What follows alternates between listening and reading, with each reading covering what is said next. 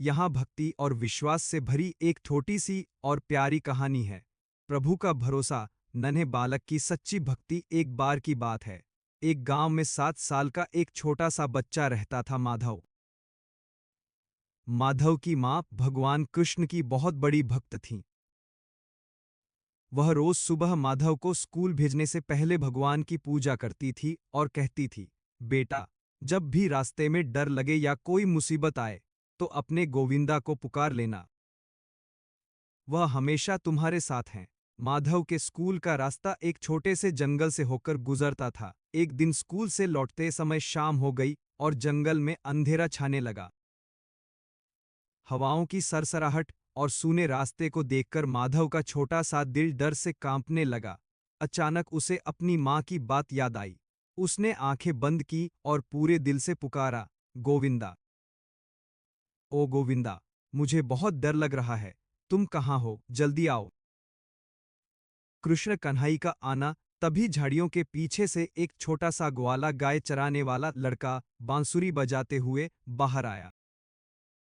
उसके सिर पर मोर पंख था और उसके चेहरे पर एक प्यारी सी मुस्कान थी। उसने माधव का हाथ थाम लिया। हंसते खेलते, बातें करते हुए उसने माधव को जंगल के पार उसके घर के दरवाजे तक छोड़ दिया। जाने से पहले उसने कहा, जब भी डर लगे मुझे बुला लेना, मैं आ जाऊंगा। माधव ने घर जाकर अपनी माँ को सारी बात बताई। माँ को लगा कि शायद गांव के ही किसी चरवाहे के बच्चे ने माधव की मदद की होगी। सच्ची भक्ति का चमत्कार। अगले दिन माधव की माँ ने परीक्षा लेने के लिए माधव के हाथ में माखन की एक कटोरी दी और कहा, आज अपने उस दोस्त को यह माखन खिलाना और कहना कि मेरी माँ ने भेजा है।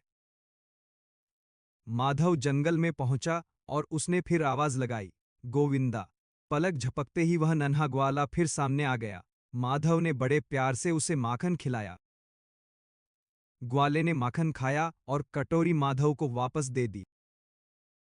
जब माधव घर लौटा तो माँ ने देखा कि मिट्टी की वह कटोरी सोने की बन चुकी थी और उसमें से दिव्य सुगंध आ रही थी।